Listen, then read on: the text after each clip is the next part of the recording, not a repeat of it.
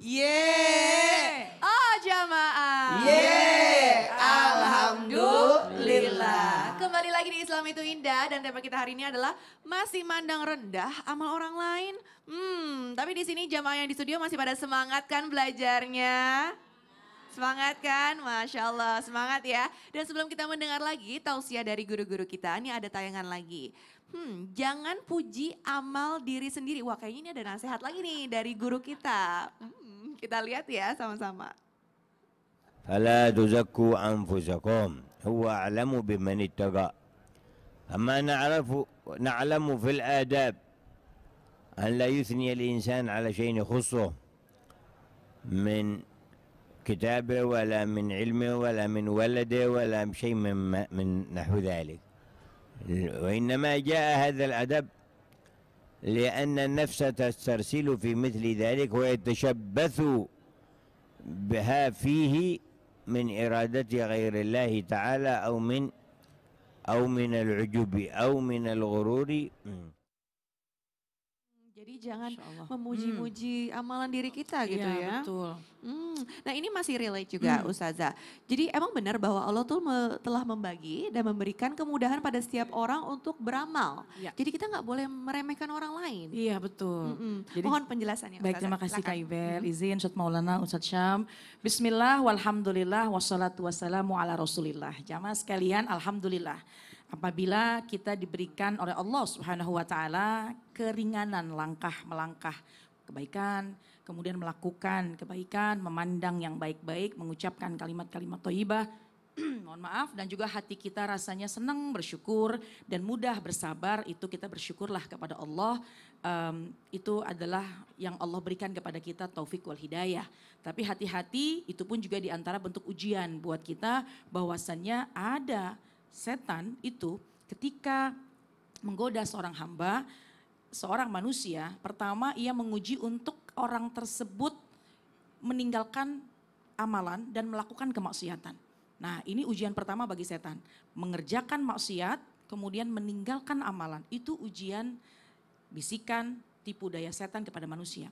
Tapi apabila seorang hamba tersebut mampu menahan dirinya dan dia tetap melakukan ketaatan, maka ujian yang kedua adalah membuat malas, membuat berat dalam ibadahnya.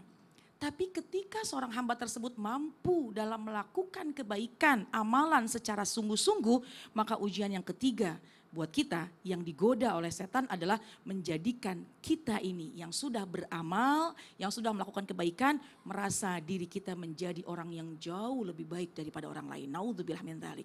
Jadi belum melakukan kebaikan pun juga ujian buat kita untuk mengupgrade kualitas kita. Begitu juga ketika kita sudah menjadi orang yang melakukan amal-amal kebaikan. Jangan merasa diri kita lebih baik. Karena khawatirnya jauh dari keikhlasan. Kalau jauh dari keikhlasan maka dikhawatirkan maka akan sia-sia amal ibadah kita. Dan hati-hati setan itu pandai. Kalau memang tidak bisa menahan kita untuk melakukan kebaikan, bisa jadi ketika kita melakukan kebaikan, kita senang membanggakan amal-amal kita. Naudzubillah min dzalik. Dan ingat jamaah sekalian bahwa sesungguhnya masing-masing itu ada jatahnya, ya, layaknya bangunan. Layaknya bangunan ada jendela tertutup sebelah sini, ada jendela yang terbuka sebelah sana.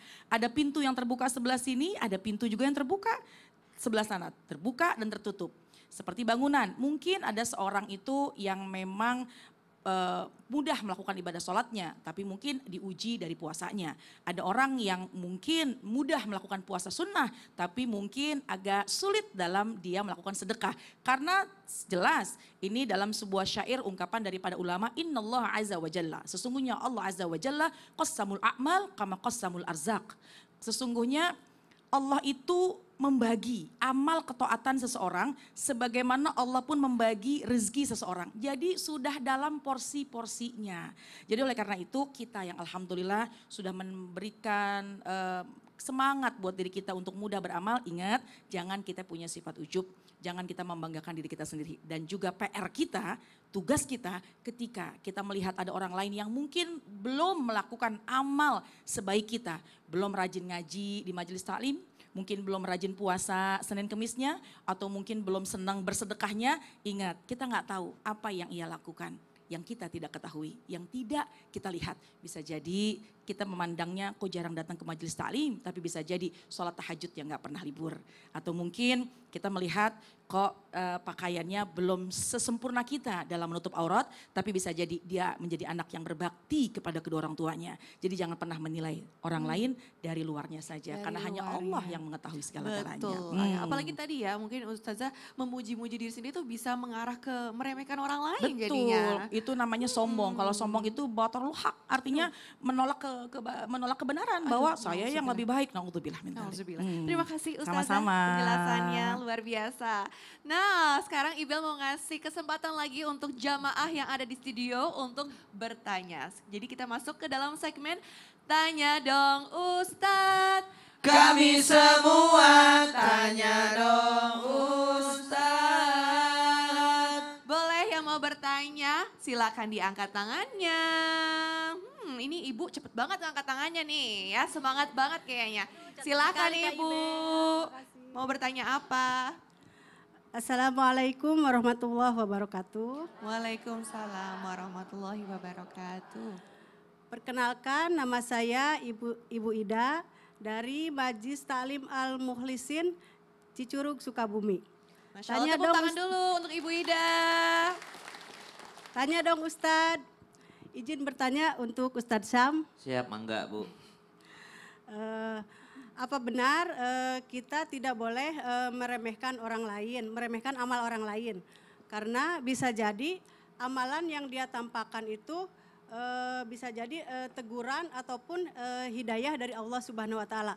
Mohon penjelasannya Pak Ustadz. Terima Masya kasih. Allah. Assalamualaikum warahmatullahi wabarakatuh. Waalaikumsalam warahmatullahi wabarakatuh. Itu gimana Ustaz? Siapa tahu itu sebagai teguran atau Buat kita? hidayah buat Wah, kita. siap. Ya, Terima kasih, pertanyaannya Kak Ibel. bagus banget ya. Silakan Ustaz Ustaz. Maulana, Ustazah Nada, serta guru-guru kami dimakan Allah Subhanahu wa taala Al-Qur'an surah Al-Hujurat ayat 11. أعوذ بالله من الشيطان الرجيم الله يا أيها الذين آمنوا لا يسخر قوم من قوم عسى أن يكونوا خيرا منهم عسى أن يكونوا خيرا منهم ولا نساء من نساء عسى أن يكن خيرا منهن ولا تلمزوا أنفسكم ولا تنابزوا بالألقاب بئس الاسم الفسوق بعد الإيمان ومن لم يتب فأولئك هم الظالمون. Satu ayat yang lengkap membahas tentang larangan Allah Subhanahu wa taala merasa diri lebih baik daripada orang lain dan merendahkan orang lain, karena bisa jadi yang kita remehkan, yang kita rendahkan ternyata derajatnya di mata Allah Subhanahu wa taala jauh lebih baik daripada yang merendahkan ataupun yang meremehkan.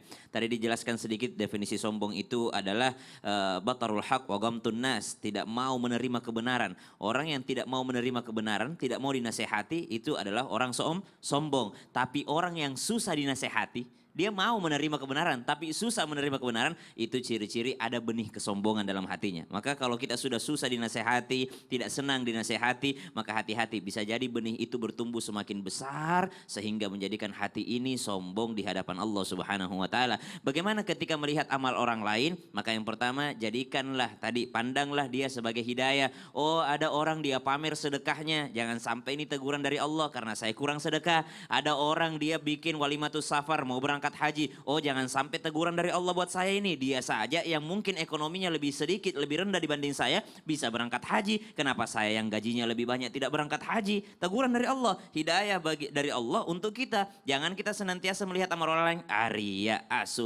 pengen dibilang amalnya. Tidak, kalau lihat nikmat orang lain langsung katakan, ya Rob engkau mampu berangkatkan dia haji, maka tidak sulit bagimu untuk berangkatkan saya juga haji. Gitu.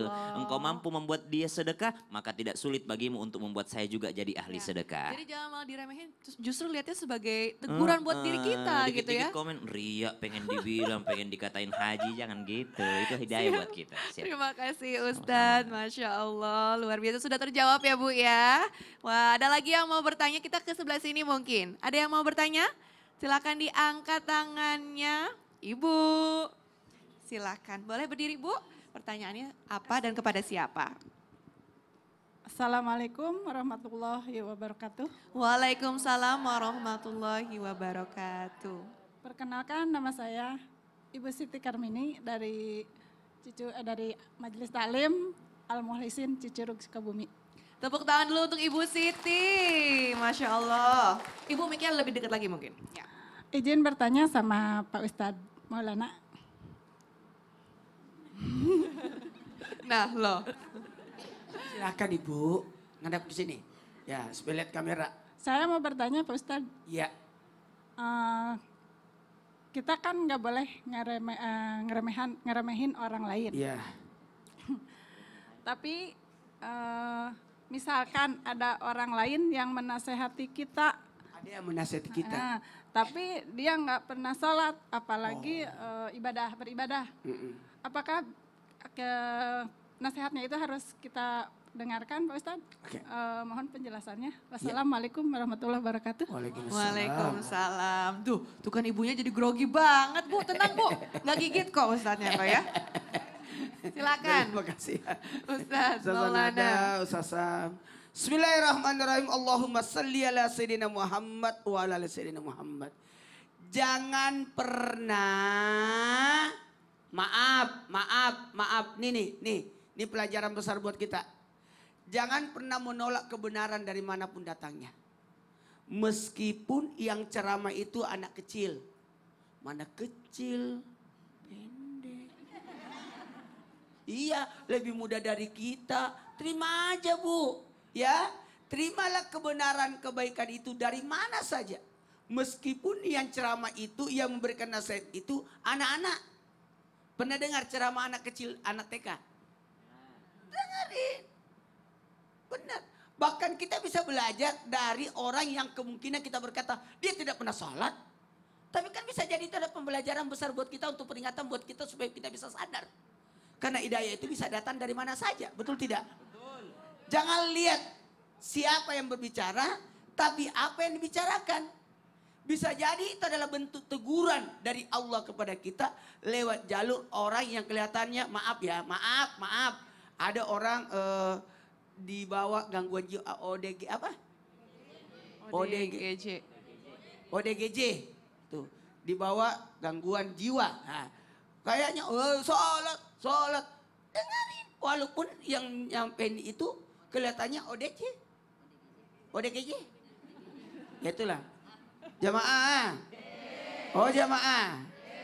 Tadi sudah diingati sama guru-guru kita, Ustazah Nada, dilanjut Ustaz Sam. Hati-hati, barang siapa yang merendahkan orang lain, menolak kebenaran, tidak mau dinasehati, bisa jadi itu adalah bentuk kesombongan kita.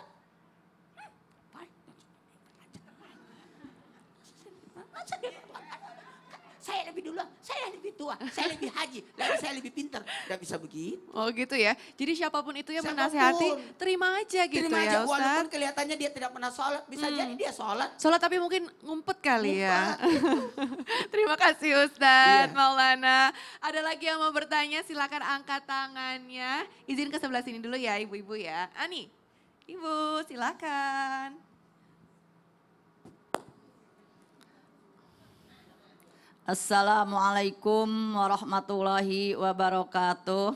Waalaikumsalam warahmatullahi wabarakatuh. Perkenalkan, nama saya Ibu Yayah dari Majelis Taklim Al-Mukhlisin Cicurug Sukabumi. Tanya dong Ustadz, saya mau nanya ke Pak Ustadz Sam. Mangga Ibu. Jika kita ngerasa ragu ngelakuin ibadah sunnah atau amal kebaikan, termasuk meremehkan amal kebaikan. Dalam hati nanya, diterima gak ya sama Allah? Kita kan banyak dosa. Terima kasih. Wassalamualaikum warahmatullahi wabarakatuh. Ustaz itu nggak ada itu nggak ada tombolnya Ustaz, Ustaz masih nyari tombolnya kan? Saya lagi cari tombolnya. Makasih ya Ibu. Lucu ya ibunya ya bertanyanya ya. Jadi tadi pertanyaannya gimana? Gimana kalau beribadah tapi masih ragu? Ada orang pengen beribadah tapi nggak jadi nggak diterima ini. Nggak diterima. Iya, Ya itu subhanallah. termasuk meremehkan diri sendiri atau meremehkan ibadahnya mungkin. Baik. Silakan penjelasan. Mohon izin Kak Ibel, Ustaz Maulana, Ustaz Zanada, serta guru-guru kami yang dimuliakan Allah Subhanahu wa taala. Al-Qur'an surah Al-Maidah ayat 27. A'udzu billahi minasy syaithanir rajim. واتل عليهم نبأ ابني آدم بالحق إذ قربا قربانا فتقبل من أحدهما ولم يتقبل من الآخر قال لأقتلنك قال إنما يتقبل الله من المتقين.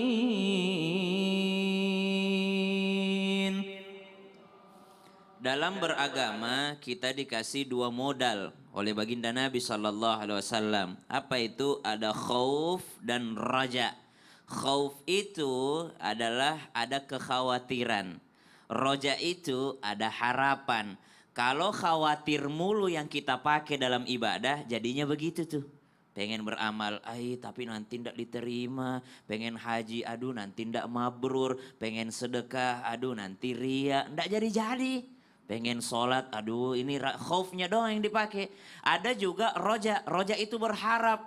Nggak boleh juga roja doang yang dipakai. Kenapa? Akhirnya meremehkan amal, sembarangan sholatnya. Aduh yang penting pasti Allah terima sudah.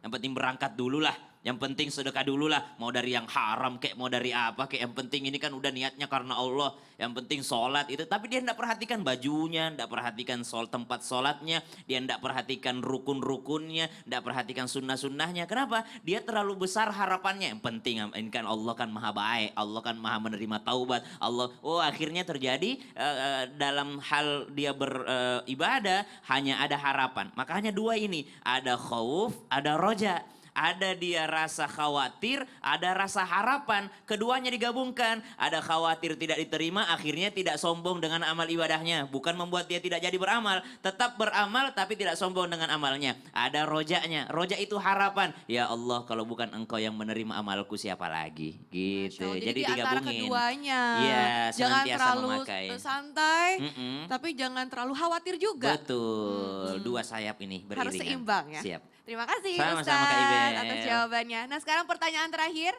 Untuk jamaah yang di studio ada yang mau bertanya lagi? Ada lagi nih terakhir nih. Oke, Ibu nih. Silakan Ibu mau tanya apa dan kepada siapa?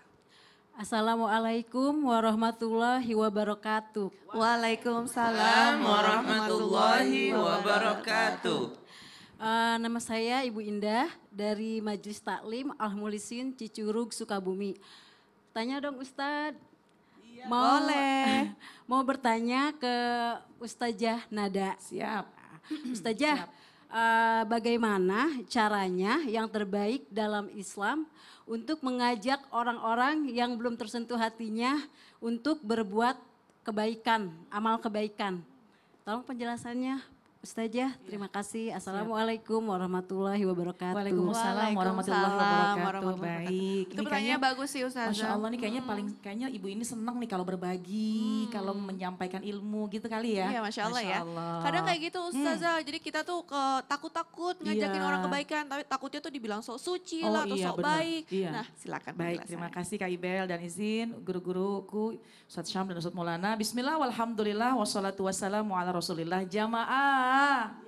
Oh jamaah. Ini alhamdulillah banget loh. Alhamdulillah Alhamdulillah, alhamdulillah kita ada di kajian Islam itu indah. Yang insya Allah mungkin ada yang mencatat, ada yang kita hanya mendengarkan. Tapi insya Allah dengan pagi hari ini kita mendapatkan ilmu. Kemudian siang nanti ada kesempatan kita bisa berbagi. Itu subhanallah akan mendapatkan ilmu yang berkah, ilmu yang manfaat. Bahkan nanti ketika dikerjakan ilmu tersebut oleh orang yang kita ajak, maka kita akan mengalir pahala, subhanallah. Jadi jangan pernah berhenti untuk kita mengajak kepada kebaikan, jangan pernah berhenti untuk mengajarkan meskipun hanya satu ilmu. Kenapa? Karena satu, pernah dalam Al-Quran Allah firmankan bahwasanya a'udzubillahi minasyaitonirrajim kuntum khaira ummatin ukhrijat linnas ta'muruna bil ma'ruf wa tanhauna 'anil munkar. Sesungguhnya kita ini manusia dan kita ini adalah sebaik-baik umat dari baginda Rasulullah sallallahu alaihi wasallam. Tugas kita yang jangan sampai kita lupa adalah di antaranya amar ma'ruf nahi munkar, mengajak kepada kebaikan, mencegah kepada kemungkaran. Jangan peduli ketika misalnya ada orang sok lagi hijrah makanya berbagi-bagi ilmu.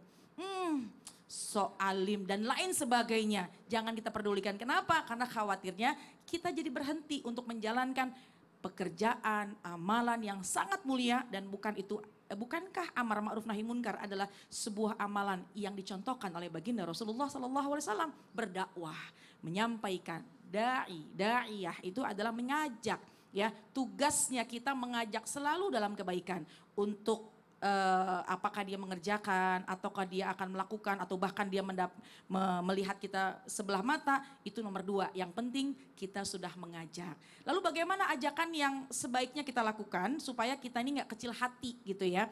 Baginda Rasulullah SAW pun juga memberikan tuntunannya. Man ra'a minkum munkaran falyughayyirhu biyadi. Kalau kamu melihat kemungkaran, rubah. Cegah kemungkaran itu, ajak kepada kebaikan. Dengan cara apa? Dengan kemampuan kita. Kalau nggak bisa dengan sedikit nasihat ucapan yang mungkin akan masuk ke dalam hatinya. Kalau nggak bisa minimal hati kita. Masya Allah, sesuai kemampuan ya. Sesuai kemampuan. Terima kasih Ustaz atas penjelasannya. Luar biasa ya manfaat yang kita dapatkan hari ini.